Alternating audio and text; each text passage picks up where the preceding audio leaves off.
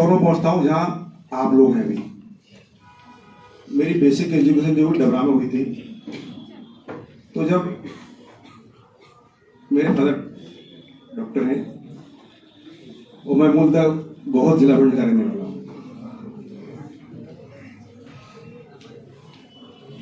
तो डबरा पढ़ाई के मामले में अच्छा था, अच्छा कॉम्पिटिटिव एटमॉस्फेयर था। जब मैं आपकी उम्र में था, जब मैं 10वीं क्लास में था, तब कॉम्पिटिशन सक्सेस रिव्यू, फिर तो 3, 4, 5 पत्रिका में लेता था मैं 10वीं क्लास में, मेन स्ट्रीम, योजना। तब से मैं वो पढ़ नहीं पाता था पूरा, मुझे आज भी याद है। और मेरे पास में 92 से लेके मैगजीन्स संग्रहित थी।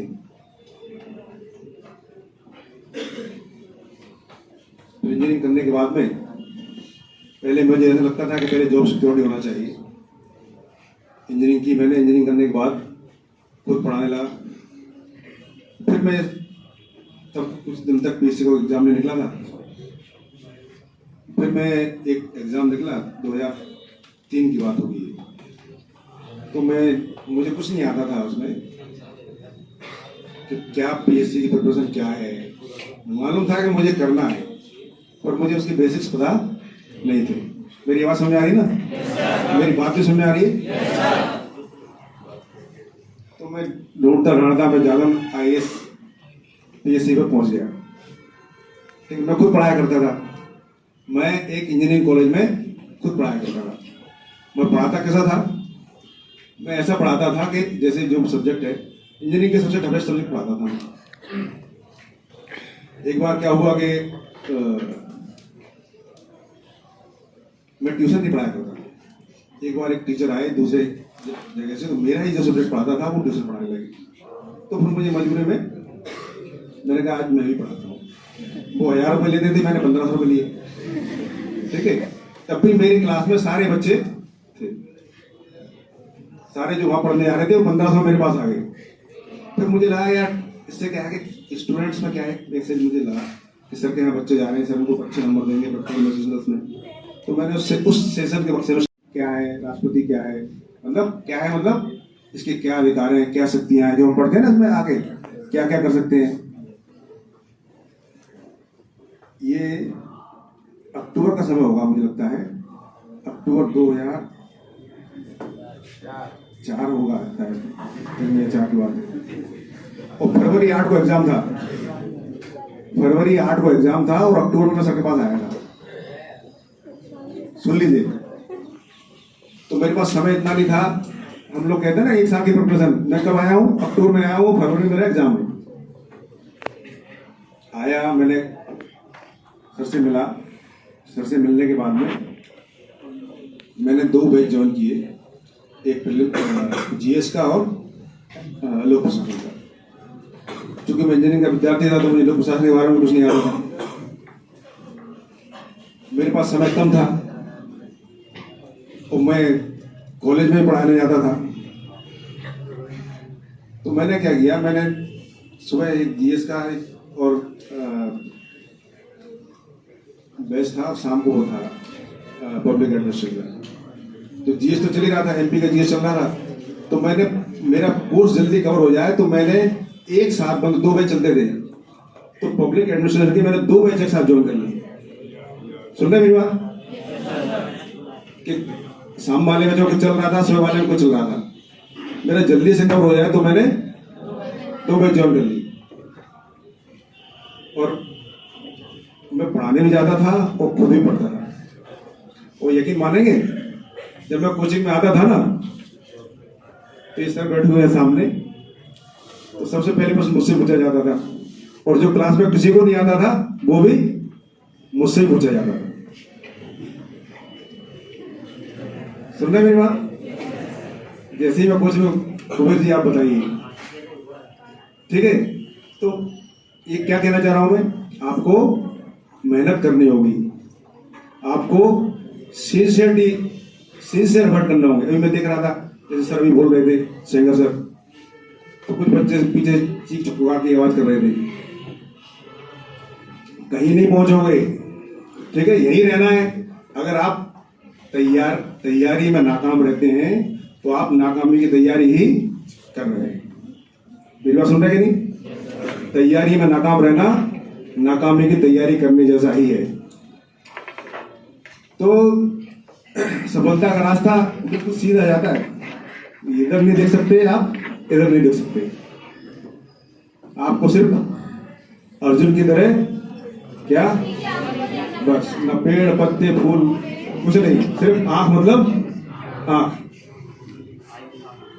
तो आपको सिंसियर रहना होगा। सिंसियर मतलब समझते हो ना?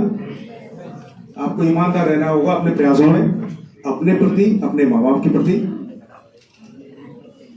अभी मैं पढ़ रहा था, एक IAS का एक इंटरव्यू था, सोशल मीडिया में चल रहा था। तो उसमें कहता था मेरे पिताजी मुझे 3200 रुपये देते थे, 3200 रुपये भेजते थे। और उसमें मुझे क्या लगता था, जब जो गांधी जी का फोटो छपा रहता ना, उसमें मुझे मेरे पिताजी का फोटो दिखाई देता था। समझ रहे? वो गरीब घर से था बच्चा। उसने बोला कि ये 3200 रुपये जो मुझे भेजते थे हर महीने, उन नोट्स में मेरे को अपने पिताजी का फोटो दिखाई देता था। मतलब वो कैसे कमा के लाते थे। आपके माँ बाप भी कैसे करते हैं, ये आप तब सीखोगे जब आप खुद कमाएंगे, है ना? पहली बात तो आपको बधाई, बधाई किस बात की बधाई? कि आप यहां तक आ गए। ठीक है, हम यहां तक पहुंच गए। हमारी ये समझ में आ रहा है कि हमको करना क्या है। ठीक है, जब हम अपने लक्ष्य के बारे में चिंतन शुरू करते हैं तो मैंने जाकर कुछ ऐसा मत बोला, मुझे पढ़ने दें।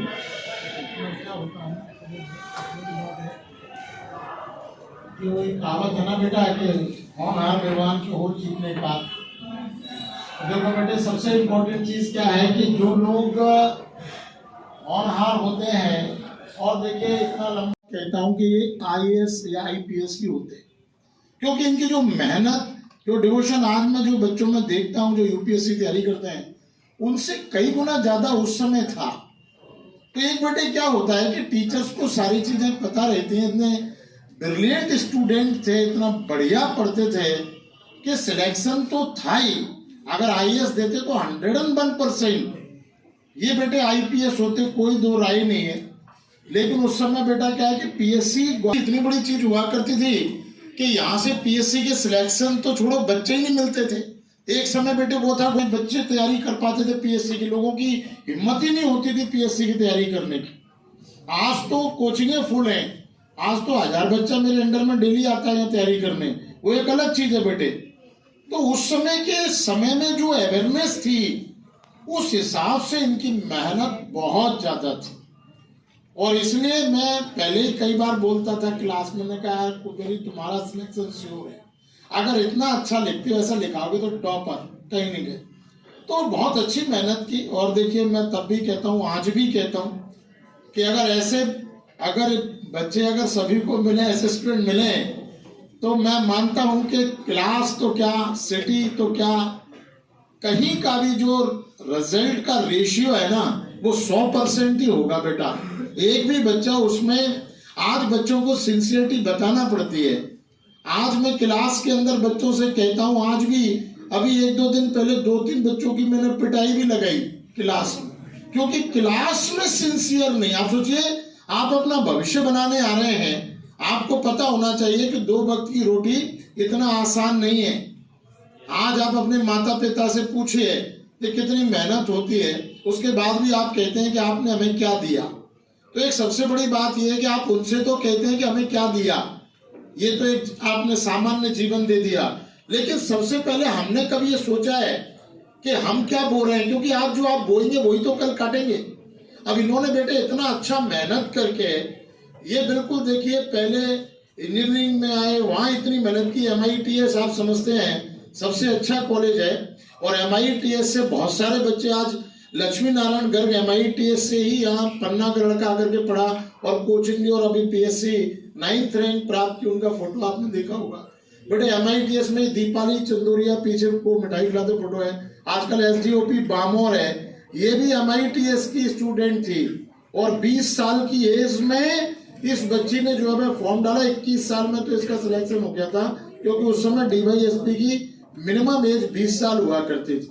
ये मध्य प्रदेश पीएससी के इतिहास में सबसे कम एज की डीएसपी है, अभी तक रिकॉर्ड है ये। आजकल बामोर में एंटी होते हैं जो सीरियस होते हैं, गंभीर होते हैं, जिन्होंने सोच लिया कि करना है, तो उनके बारे में तो एक फॉर्मेलिटी रहती है। इनकी फॉर्मेलिटी थी कि नहीं एग्जाम में बैठना है, क्योंकि मैं तो पहले ही जानता था कि इनका तो सिलेक्शन कोई रोक नहीं सकता, क्योंकि सबसे पहले कॉपी आती थी।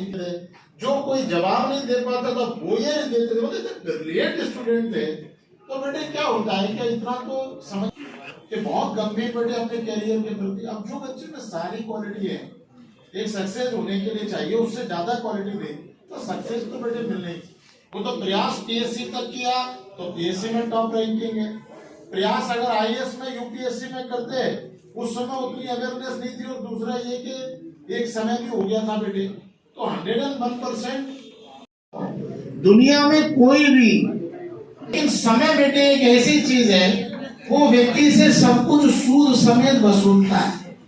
आज अगर बच्चे ने समय का सदुपयोग किया है तो आपके सामने बना हुआ जयराज कुबेर एडिशनल एसपी, और ये भी अगर उस समय अगर नहीं तैयारी करते तो आज को कह रहे मेहनत बढ़िया पढ़ा तो रहे, काम चल रहा है, तो आज ये भी बेटे उसी तरीके से किसी इंजीनियरिंग कॉलेज में पढ़ा रहे होते या कहीं ट्यूशन पढ़ा रहे होते बेटे। उसका रीजन क्या है कि इन्हें अगर नहीं सोचा होता तो आज यहाँ नहीं होते। इन्होंने स्वागत के साथ साथ विशेष इसलिए है क्योंकि संस्थान के गौरव हैं वो, और निश्चित रूप से उनके जो गुरुवर हैं आनंद जादौन सर जो कार्यक्रम की अध्यक्षता कर रहे हैं, उनका भी हार्दिक स्वागत और अभिनंदन करता हूं कि उनके मार्गदर्शन में आज हजारों छात्र छात्राओं ने सिविल सर्विसेज को क्रैक करके अपने उद्देश्य को प्राप्त किया। इसी कड़ी में आज हम सब यहाँ पर जुड़े हुए हैं और निश्चित रूप से आज यहाँ से कुछ ना कुछ हम सीख कर जाएंगे। चूंकि आज बड़ी लंबी दीर्घ है और सभी को बोलना है, तो मैं केवल इतना ही बताना चाहूंगा कि आनंद जादौन सर जिनके मार्गदर्शन में हम सभी लगभग 100-125 लोगों की जो टीम काम कर रही है, इनका जो उद्देश्य है, जो सर ने हम लोगों को लक्ष्य दिया है, वो एक ही दिया है कि जब तक मध्य प्रदेश खासकर ग्वालियर चंबल संभाग के घर घर से वैसे ही जो है आईएएस ऑफिसर ना निकलने लगे जैसे कभी बिहार और राजस्थान के नाम से निकलते हैं, तब तक हमें नहीं रुकना है। और तब तक हमें जो भी समय मिले, जितना भी समय मिले, हम वीक में संडे का समय निकालते हैं और सर के मार्गदर्शन में इस प्रकार के सिविल सर्विसेज के लिए आयोजन करते हैं। इसी दीर्घा में आज हम लोग यहाँ पर उपस्थित हैं। सभी का हार्दिक स्वागत एवं अभिनंदन।